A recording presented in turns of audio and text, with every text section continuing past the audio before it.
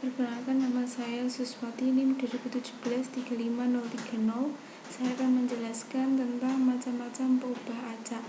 Mata kuliah pengantar statistika matematika. Definisi 4.1 peubah acak. Misalnya, E adalah sebuah eksperimen dengan ruang sampelnya S, sebuah fungsi X yang menetapkan setiap anggota S dengan sebuah bilangan real XS dinamakan peubah acak. Berdasarkan definisi di atas, ada dua himpunan yang melibatkan peubah acak, yaitu ruang sampel S yang berisi anggotanya titik sampel S dan Rx berupa nilai-nilai yang mungkin dari X yang berkaitan dengan anggota S. Contoh 4.1. Misalnya, Sandi melakukan pelemparan 2 buah mata uang logam Rp100 yang seimbang secara sekaligus. Jika X menunjukkan banyak huruf Bank Indonesia yang terjadi, maka apakah X merupakan peubah acak? Penyelesaian. Ruang sampel S sama dengan HH, GH, HG, GG. Dengan G adalah gambar karawan sapi dan H adalah huruf Bank Indonesia. Untuk S1 sama dengan HH, maka X S1 sama dengan X HH sama dengan 2. Untuk S1 sama dengan GH, maka X S2 sama dengan X GH sama dengan 1. Untuk S1 sama dengan HG, maka X S3 sama dengan X HG sama dengan 1. Untuk S1 sama dengan GG, maka X S4 sama dengan X GG sama dengan 0. Jadi nilai-nilai yang mungkin dari X Rx sama dengan 0,1,2. Definisi 4.2. Dua peristiwa yang ekuivalen. Misalnya, E adalah sebuah eksperimen dengan ruang sampelnya S. X adalah peubah acak yang didefinisikan pada S dengan Rx adalah ruang hasilnya, dan B adalah peristiwa yang berkenaan dengan Rx, artinya B himpunan bagian Rx. Jika peristiwa A didefinisikan sebagai A sama dengan S anggota S, XS anggota B, artinya A berisi semua hasil dalam S dengan XS anggota B, maka A dan B dikatakan dua peristiwa ekuivalen. Contoh 4.2. Ketika kita mengundi 2 mata uang logam Rp100 yang seimbang secara sekaligus, maka ruang sampelnya S sama dengan HH, GH, HG, dan GG.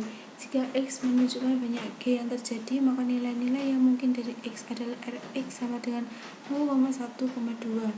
Dua peristiwa A dan B yang ekuivalen ada 3 buah, yaitu ruang peristiwa dari B sama dengan 0 karena X HH sama dengan 0. Jika dan hanya jika X S sama dengan 0, maka S sama dengan HH, dan ia merupakan ruang peristiwa dari peristiwa lainnya, yaitu A. Jadi A sama dengan HH. Akibatnya A dan B merupakan dua buah peristiwa yang ekuivalen. Ruang peristiwa dari B sama dengan 1 karena XHG sama dengan XGH sama dengan 1. Jika dan hanya jika XS sama dengan 1, maka S sama dengan HG atau S sama dengan GH, dan ia merupakan ruang peristiwa dari peristiwa lainnya, yaitu A. Jadi A sama dengan HG, GH. Akibatnya A dan B merupakan dua buah peristiwa yang ekuivalen. Ruang peristiwa dari BB sama dengan 2 karena XGG sama dengan 2. Jika dan hanya jika XS sama dengan 2, maka S sama dengan GG, dan ia merupakan ruang peristiwa dari peristiwa lainnya, yaitu A. Jadi A sama dengan GG. Akibatnya A dan B merupakan dua buah peristiwa yang ekuivalen. Definisi 4.3.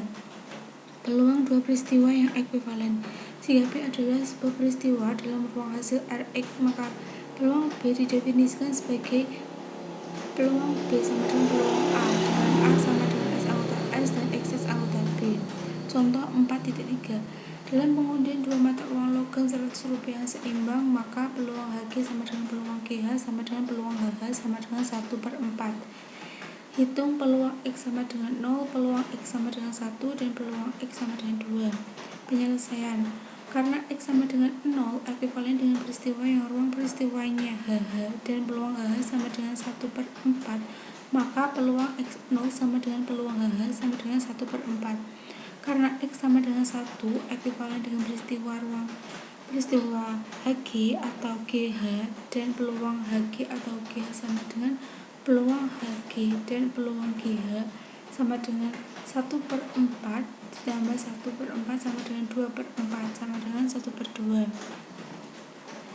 Karena X sama dengan 2 ekuivalen dengan peristiwa yang ruang peristiwanya GG dan peluang GG sama dengan 1/4, maka peluang X sama dengan 0 sama dengan peluang GG sama dengan 1/4.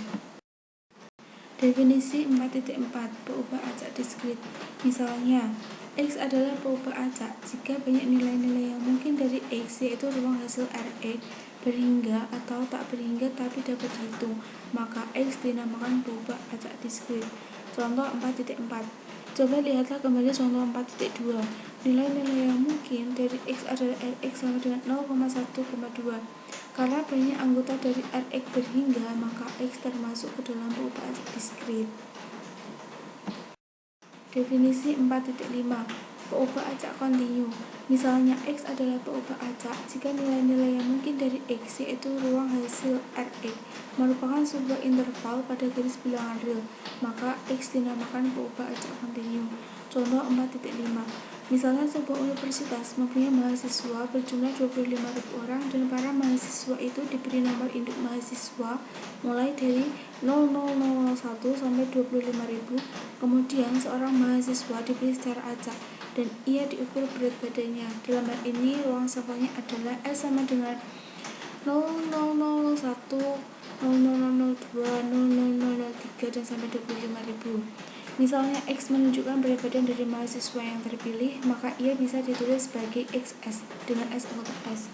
Kita mengasumsikan bahwa tidak ada mahasiswa di universitas tersebut yang mempunyai berat badan kurang dari 20 kg atau lebih dari 175 kg, sehingga ruang hasil dari X adalah Rx sama dengan 20 kurang dari sama dengan X dan kurang dari sama dengan 175. Karena Rx merupakan sebuah interval, maka X termasuk dalam peubah acak kontinu.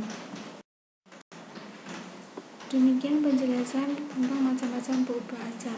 Semoga bisa bermanfaat untuk kita semua. Wassalamualaikum warahmatullahi wabarakatuh.